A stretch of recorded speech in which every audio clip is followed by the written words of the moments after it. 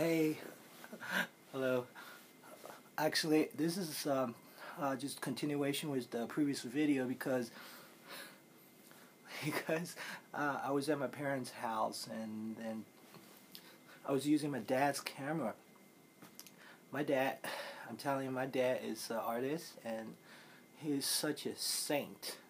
He hasn't probably recharged his camera in eons, and half the video it got cut off because it ran out of batteries. So I'm just following up what I previously had been talking about, and I'm gonna have to speak to you kind of quietly because I got some friends sleeping over, and the thing is, yes, it was a very valid question that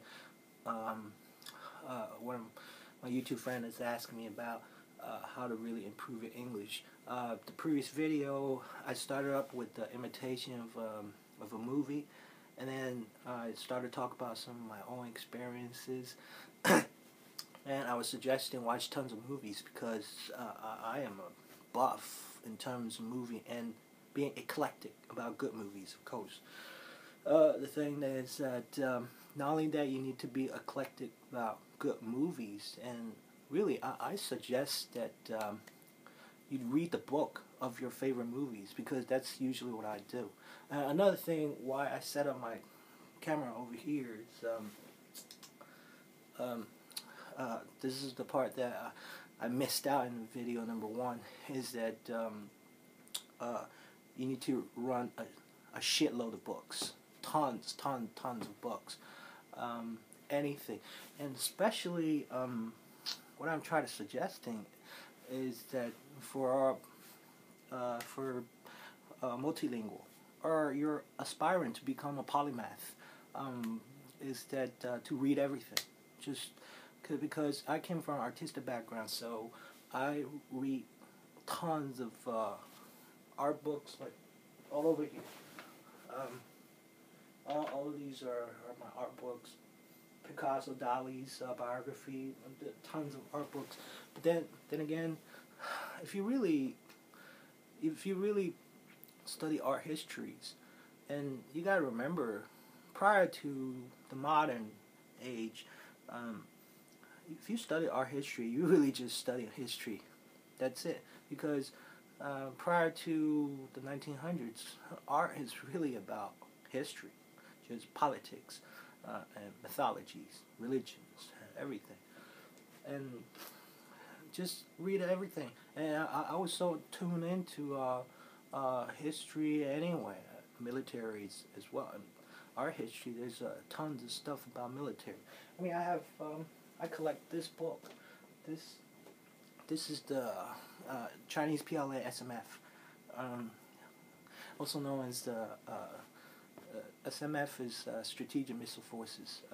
It's really about SAC, the Chinese Second Artillery Corps. In Chinese, it's called RPAL. It's just what I'm trying to say is that keep your options open, really open, and just devour everything. This is how I remember my high school life. It's just I read tons of Chinese classics, even like on this section. This section and also this section. It's all Chinese classics. And the thing I'm telling you is, don't give up your Chinese, really.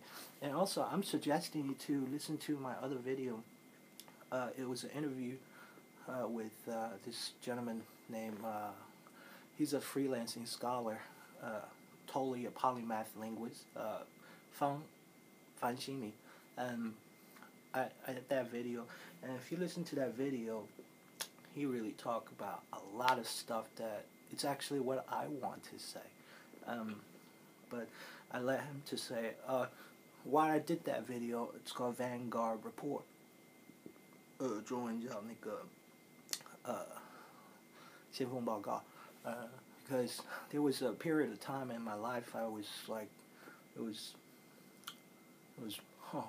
7-8 years ago, I was working at a local Chinese radio station, and the,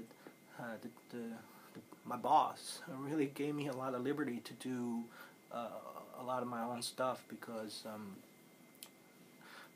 he needs to fill that gap of 2 hours of a Saturday evening, and so I came up with this programs, and I just started to totally roll with my own stuff. I got carried away a little bit. What I'm trying to say is, don't throw away your language.